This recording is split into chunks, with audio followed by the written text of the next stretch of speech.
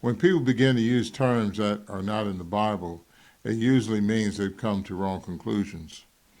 And this we find in the case of those who believe in the Trinity, who believe that Jesus is God.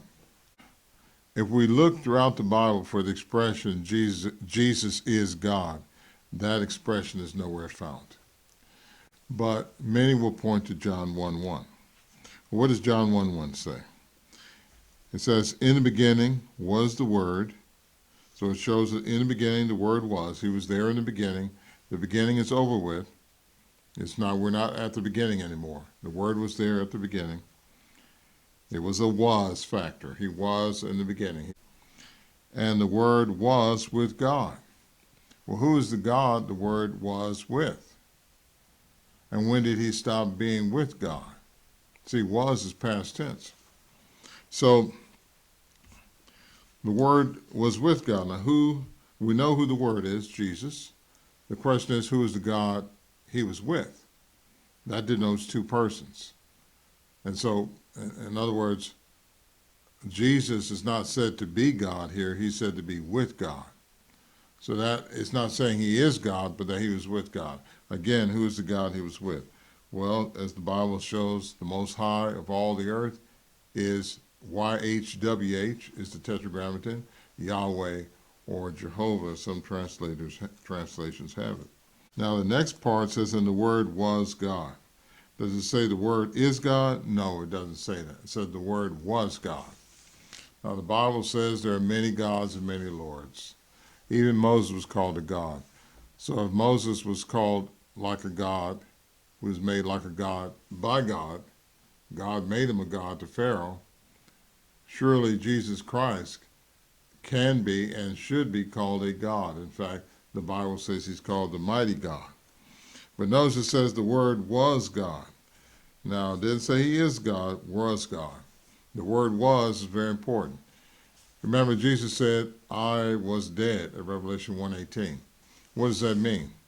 That he was dead for a period of time, but that was over with. He was now alive. Was is past tense. He was dead, no longer dead anymore. Here it says the Word was God. So what does that mean? That means he was God, but he stopped being God. When did his stop being God happen?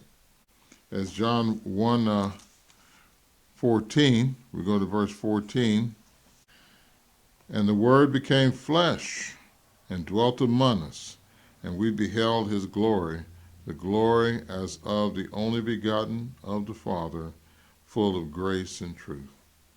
This is the point in time when Jesus stopped being God, or stopped being a God, which is a proper way to use that to translate it, is when he came to this earth and he became flesh. Notice it didn't say he became a God-man, but he became flesh. He only was flesh. See, the Bible shows the Antichrist deny that Jesus came in the flesh. And see, we see a lot of these false teachers, they're teaching Jesus was not just in the flesh, but he was all half God, half man. No, that's Antichrist teaching. When Jesus came to this earth, he was the same as was Adam. He was a man in flesh, as the Bible says. Therefore, he stopped being God, or the God that he was, the God authority he was given by God. He left that behind and came to this earth and dwelt in the flesh.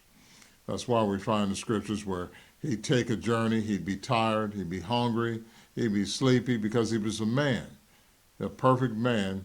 That's all he was here upon this earth, flesh and blood. And so he gave up what he had in heaven. He was God, he was divine, as some scriptures say.